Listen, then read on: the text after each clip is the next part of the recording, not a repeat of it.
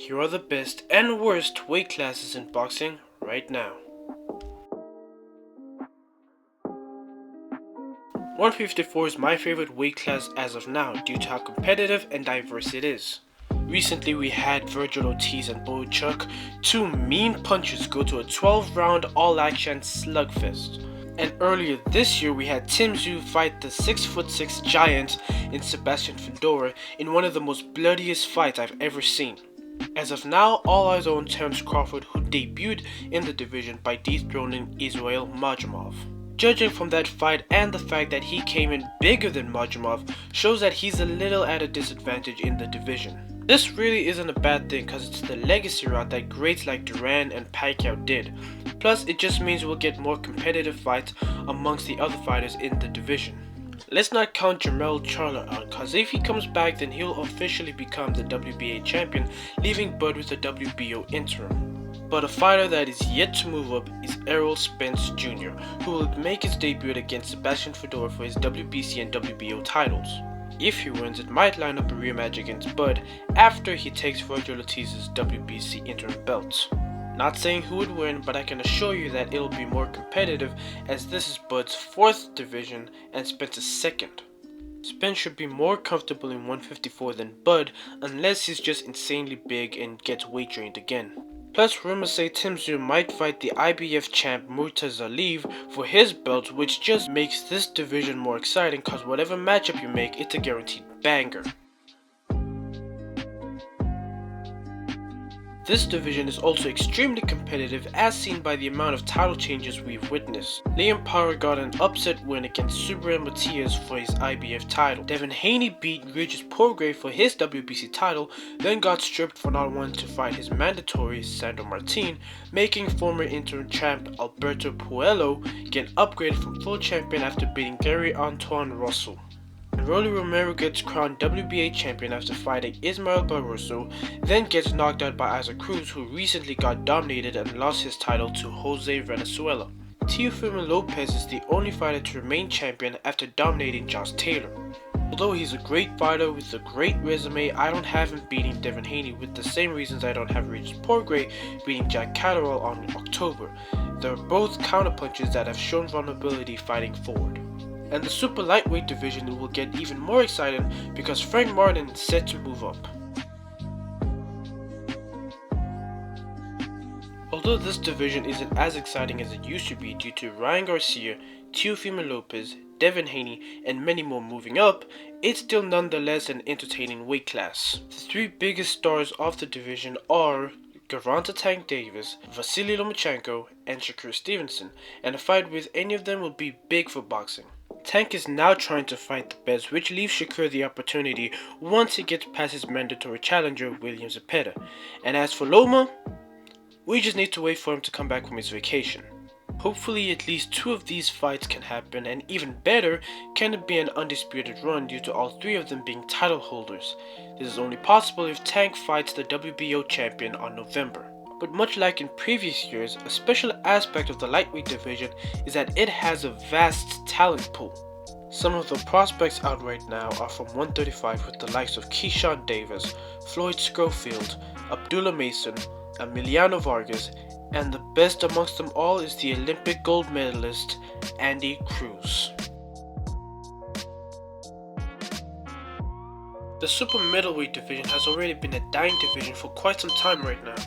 Caneloalvarez is the only fighter holding up the division, and him ducking David Benavidez made this division way less exciting now that David moved up to light heavyweight.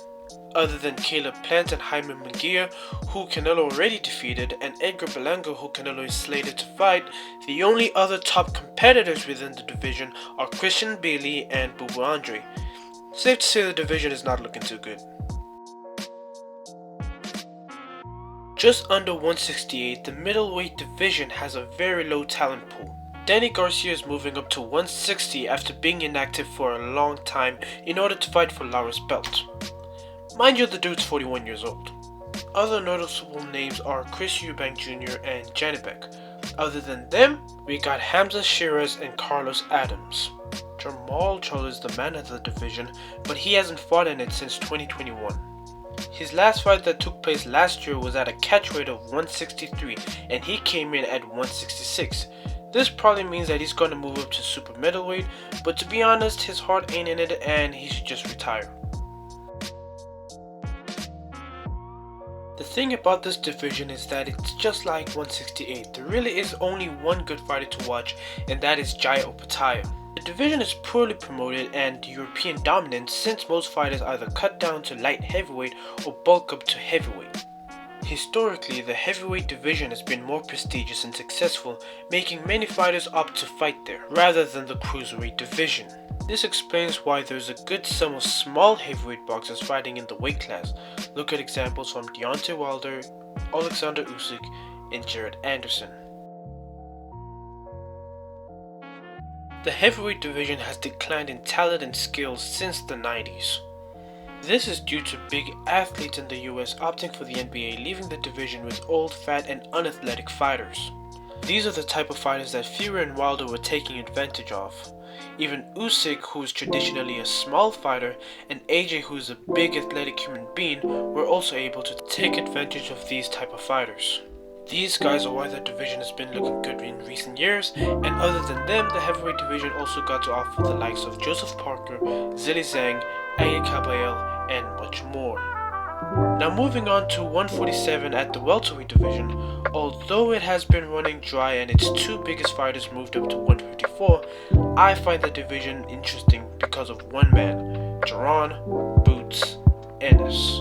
Boots has amazing talent but lacks in resume, and going undisputed fighting Stanionis, Brian Oman Jr. and Mario Barrios would do wonders for his resume. Only problem now is that he might have to take a speed bump by rematching this guy, who I can't pronounce the last name and who he already defeated in a boring fight early last year. Hopefully not. And in my very first video I forgot to mention that a fight between Boots and Conor Benn would be a fun watch, and it's very possible since they're both signed to Matchroom. 147 also has the potential to be very exciting with fighters moving up. Ryan Garcia can make 140 no more. Teofimo Lopez mentioned his interest in moving up numerous times, and Devin Haney is big enough to move up whenever he wants since 140 is only his second division after spending his whole career at 135 from the age of 18. Next up is 130 at the super featherweight division. Nothing much I can say aside from the fact that this is a very solid division. The top guys, Robson Conceição, Oscar Valdez, and Emmanuel Navarrete have already fought one another, which is the most we could ask for as fans. It also houses O'Shaquie Foster, Kakahe, who recently defeated Joe Cordina, and the most popular prospect, Carmel Moton. And just below this division at 126, we have the featherweight division. This division already has two Fight of the Year contender between two fighters coming from amazing breakthrough fights. Ray Ford came from an action-packed fight where he bounced back and knocked out the boogeyman of the division, Oda Beck. Nick Ball beat and knocked down the champion Ray Vargas twice, getting an upset win that was ruled a controversial draw. Immediately after that, Ford called Nick out and they had a Fight of the Year contender match that Ball came out as champ. And things got more exciting with Angelo Leo getting an upset win by knocking out Luis Alberto Lopez in a KO of the Year contender, and Stephen Fulton moving up to the division for his first fight against Carlos Castro. Other fighters include Robeisy Ramirez, Rafael Espinoza, and another top prospect, Bruce Shushu Carrington. And things will shake up if Naoya Inoue moves up to this division. And that's that. My name is Ike the Giant Killer, hope you all subscribe, and until next time, peace.